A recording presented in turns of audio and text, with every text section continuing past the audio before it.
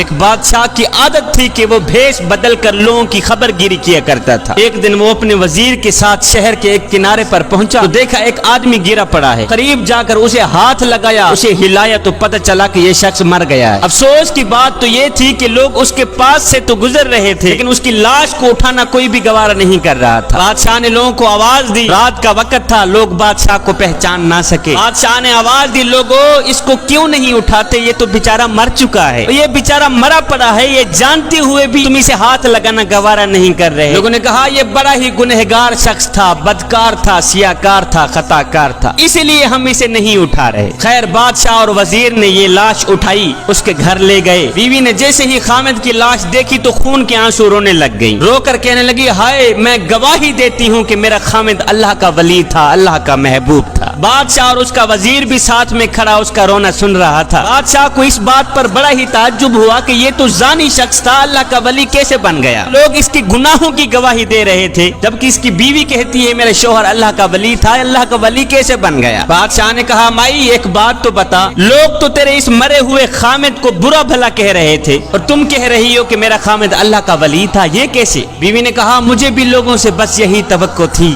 بھائیو، دراصل حقیقت یہ ہے کہ میرا خامد روز شراب خانے جا کر شراب خریدتا اور گھر لا کر گڑھے میں بہا دیتا اور ساتھ میں کہتا چلو کچھ تو گناہوں کا بوجھ مسلمانوں سے ہلکا ہوا۔ پیتا نہیں تھا، وہاں سے شراب لے کر گھر آ کر گڑھے میں بہا دیتا تھا، کہتا جو شراب میں نے خرید کر گڑھے میں ڈالی ہے اگر یہ شراب کوئی اور لے جاتا تو ساری رات گناہوں میں گزارتا۔ اسی طرح میرا شوہر رات کو ایک گندی عورت کے پاس جایا کرتا تھا، اسے ایک رات کی اجرت دے کر کہتا کہ تم اپنا دروازہ بند کر دو، آج کی رات کوئی بھی تیرے دروازے پر نہ آئے۔ صبح گھر آ کر کہتا شکر ہے میرے مالک، آج اس عورت کا اور نوجوان مسلمانوں کے گناہوں کا میں نے کچھ بوجھ تو ہلکا کر ہی دیا ہے۔ اب لوگ میرے شوہر کو ان جگہوں پر آتا جاتا دیکھتے اور برا بھلا کہتے، میں شوہر کو کہتی تو یہ نیکیاں تو کر رہا ہے لیکن جب تم مرے گا تو کوئی بھی تجھے غسل دینے کو آمادہ نہیں ہوگا۔ میرا شوہر مسکرا کے کہتا کہ تم گھبراؤ نہیں، تم اپنی آنکھوں سے دیکھو گی کہ میرا جنازہ وقت کے بادشاہ پڑھیں گے۔ یہ سن کر بادشاہ رو پڑا،